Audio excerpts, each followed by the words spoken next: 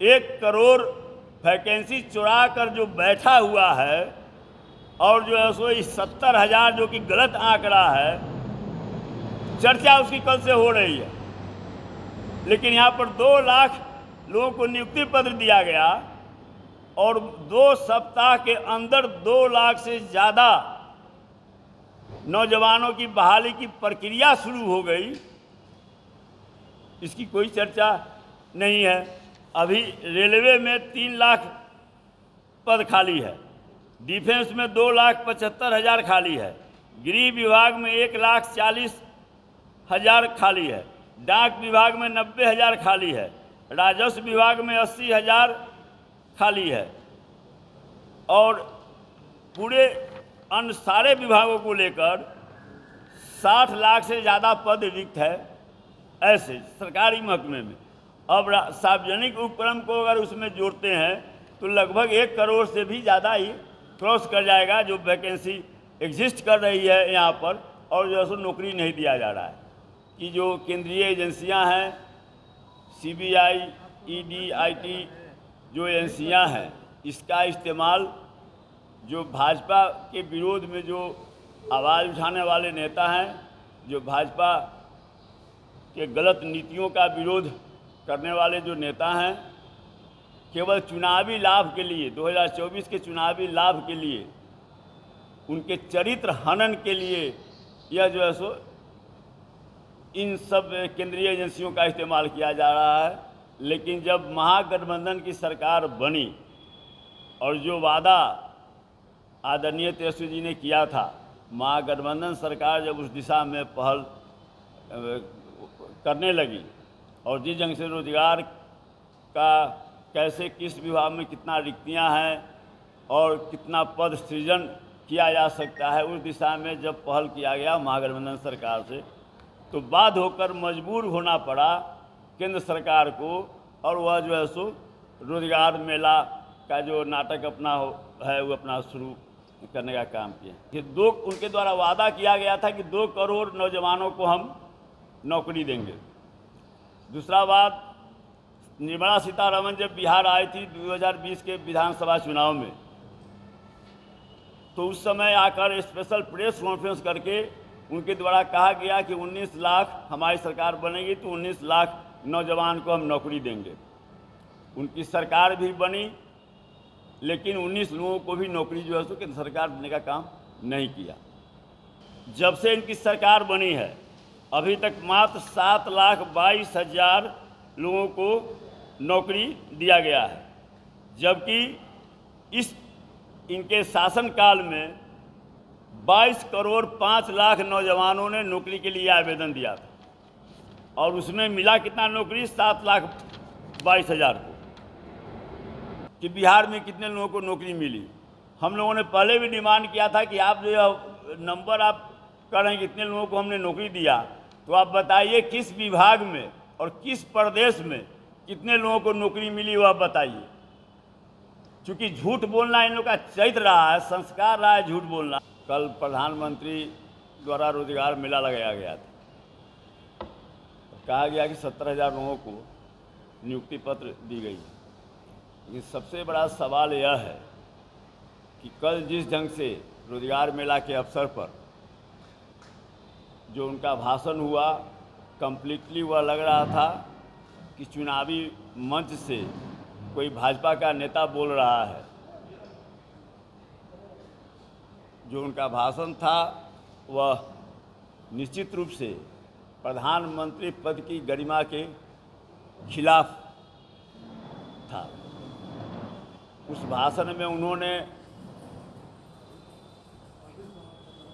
उनका जो बयान आया उस भाषण के दौरान कि पूर्व रेल मंत्री के बारे में, तो सवाल है कि जो इशू अभी CBI के जांच में है, CBI जांच कर रही है, न्यायालय के नियंत्रण में है वह मामला, और उस सवाल पर अगर देश का प्रधानमंत्री एक सरकारी समारोह में अगर बोलता है तो पहली बात तो इससे सीबीआई के जांच पर इसका असर पड़ेगा। प्रधानमंत्री अगर जिस मामला को सीबीआई अभी जांच कर रही है, जांच की प्रक्रिया में है, न्यायिक प्रक्रिया में है, और उस पर कोई प्रधानमंत्री अगर कुछ बोलता है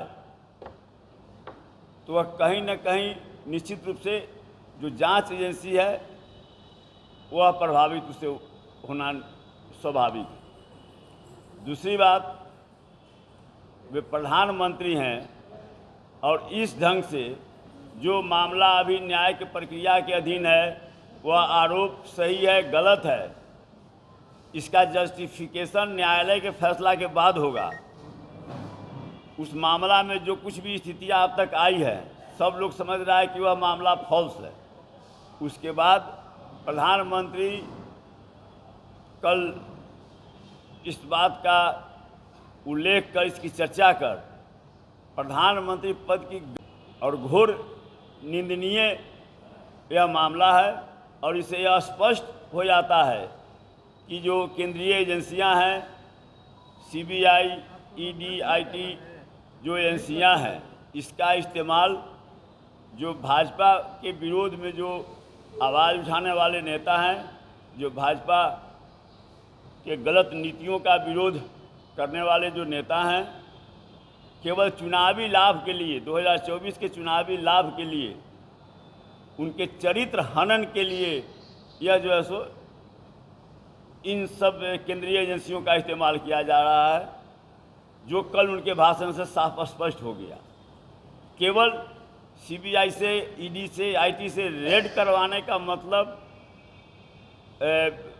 गलत मुकदमा करवाने का मतलब केवल यह है कि 2024 का जो चुनाव होने वाला है उसमें गैर भाजपा दल के जो नेता हैं उनका चरित्र हनन किया जाए, लोगों के बीच में उनका इमेज को प्रभावित किया जाए। तो इसकी हम घोर निंदा करते हैं और मेरा मानना है कि यह प्रधानमंत्री पद की गरिमा के खिलाफ है। दूसरी बात, जब बिहार में रोजगार देने का, जैसे पिछला विधानसभा चुनाव जो हुआ 2020 में, सबों ने महसूस किया कि जिस ढंग से इस देश में भाजपा के नेता द्वारा बिहार के विधानसभा चुनाव में कैंपेनिंग के दौरान धार्मिक भावनाओं को भड़काने का प्रयास होता रहा, जो आम लोगों से जुड़ा हुआ जो मुद्दा है उन मुद्दों से हटकर भावनात्मक मुद्दों के आधार पर लोगों के बीच में वैसा भाषण देना, लोगों के बीच में नफरत और घृणा का माहौल कैसे बने, उस दिशा में जो लोग लगे हुए थे उनको आना पड़ा।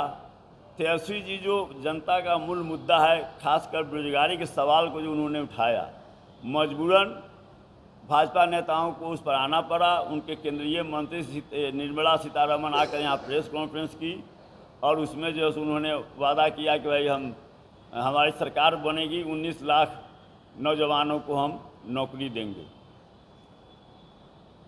तो उसके बाद सरकार उनकी बनी, क्या दिए सबके सामने है।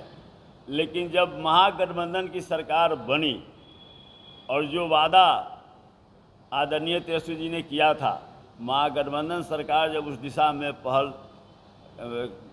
करने लगी और जिस ढंग से रोजगार का कैसे किस विभाग में कितना रिक्तियां हैं और कितना पद सृजन किया जा सकता है, उस दिशा में जब पहल किया गया महागठबंधन सरकार से, तो बाध्य होकर मजबूर होना पड़ा केंद्र सरकार को, और वह जो है सो रोजगार मेला का जो नाटक अपना है वो अपना शुरू करने का काम किया। अब मैं इसमें आपको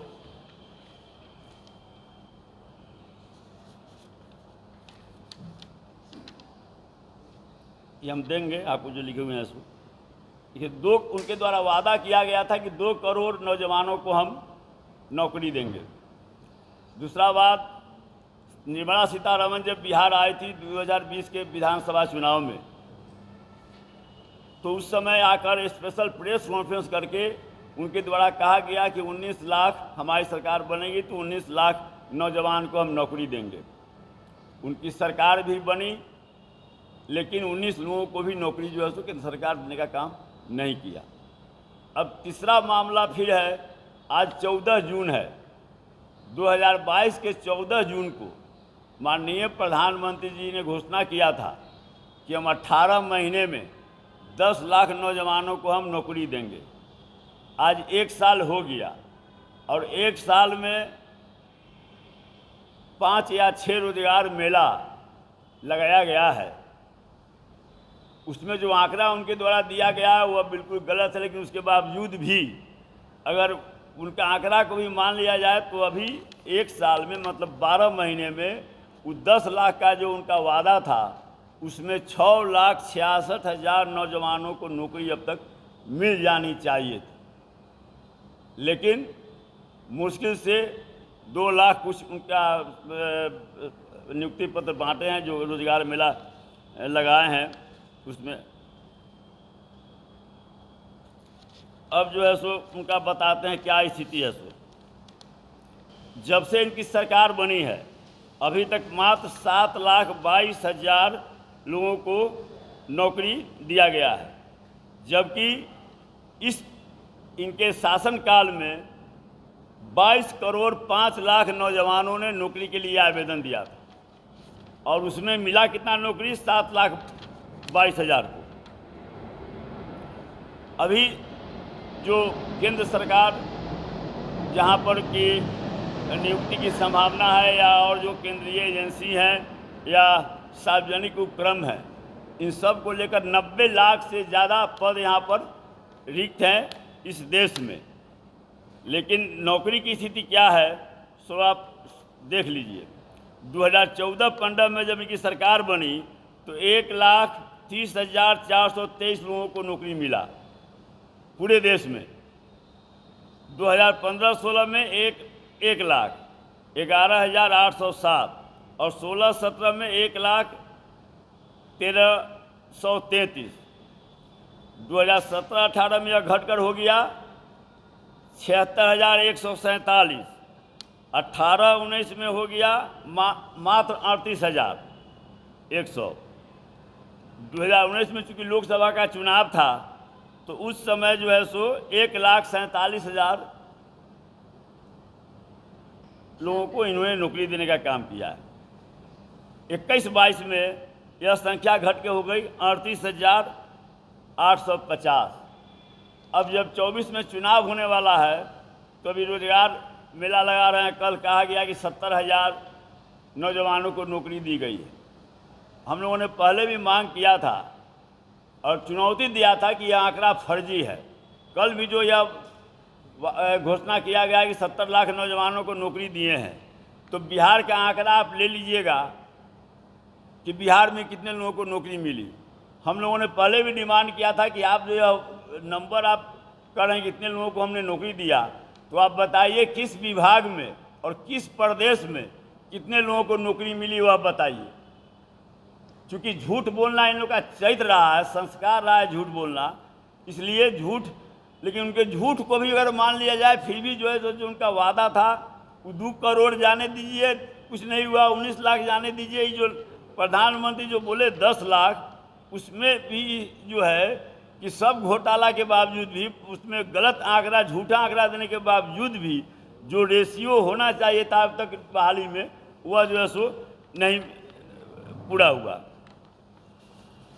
अभी रेलवे में 3 लाख पद खाली है, डिफेंस में 2,75,000 खाली है, गृह विभाग में 1,40,000 खाली है, डाक विभाग में 90,000 खाली है, राजस्व विभाग में 80,000 खाली है और पूरे अन्य सारे विभागों को लेकर 60 लाख से ज़्यादा पद रिक्त है ऐसे सरकारी महकमे में। अब सार्वजनिक उपक्रम को अगर उसमें जोड़ते हैं तो लगभग 1 करोड़ से भी ज़्यादा ही क्रॉस कर जाएगा जो वैकेंसी एग्जिस्ट कर रही है यहाँ पर, और जो है नौकरी नहीं दिया जा रहा है। सबसे बड़ा नियोजन इकाई रहा है रेलवे, डिफेंस और होम। रेलवे में सबसे ज़्यादा लोगों को नौकरी मिलती थी तो रेलवे में बहाली बंद है, डिफेंस में बहाली बंद है। अब जो है सो अग्निवीर जो हो रहा है 4 साल के लिए, 4 साल के लिए जो हो रहा है, अब सोच सकते हैं कि उसके बारे में माने क्या कहना है कि 4 साल के बाद में फिर वो सड़क पर आएगा। अब उसमें मुलम्मा दिया जाता है कि उसी में से सेना में लिया जाएगा कितने % को, 10% को। तो डिफेंस ऐसा महत्वपूर्ण विभाग, इस पर देश की सुरक्षा टिकी हुई है, उसमें आप बहाली नहीं कर रहे हैं। रेलवे में अभी जो दुर्घटना हुई, चूँकि कर्मचारी की कमी है, मैन पावर की कमी है, तो आप उसमें बहाली नहीं कर रहे हैं।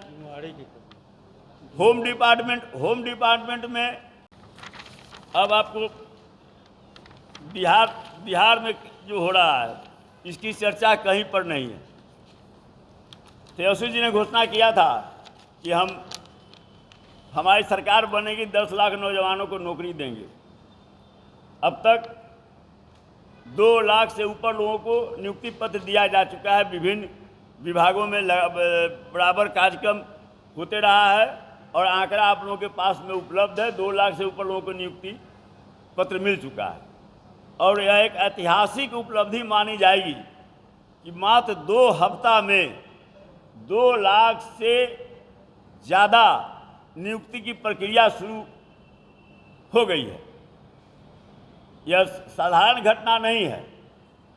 अब 70,000 जो कि इतना चुरा के जो बैठा हुआ है वैकेंसी, केंद्र सरकार 1 करोड़ वैकेंसी चुरा कर जो बैठा हुआ है और जो है सो 70,000 जो कि गलत आंकड़ा है, चर्चा उसकी कल से हो रही है। लेकिन यहाँ पर 2 लाख लोगों को नियुक्ति पत्र दिया गया और 2 सप्ताह के अंदर 2 लाख से ज़्यादा नौजवानों की बहाली की प्रक्रिया शुरू हो गई, इसकी कोई चर्चा नहीं है। और विभिन्न विभागों में जो रिक्ति है और कहाँ कहाँ पद सृजन किया जा रहा है, तो सरकार का जो और हमारे नेता आदरणीय तेजस्वी जी का जो वादा रहा है कि 10 लाख नौजवानों को हम नौकरी देंगे, बहुत जल्द ही उस लक्ष्य को बिहार की महागठबंधन की सरकार प्राप्त करेगी। और हम लोग के बिहार के आदरणीय मुख्यमंत्री नीतीश कुमार जी, आदरणीय उप मुख्यमंत्री तेजस्वी जी इस पर खुद गंभीर हैं और खुद इसमें अपने स्तर से इसके लिए पहल कर रहे हैं कि जो 10 लाख का हमारा जो लक्ष्य है वह पूरा हो और 10 लाख नौजवानों को रोजगार देने के लिए, 10 लाख को हो गया नौकरी और 10 लाख नौजवानों को रोजगार देने के लिए उस दिशा में सरकार पहल कर रही है।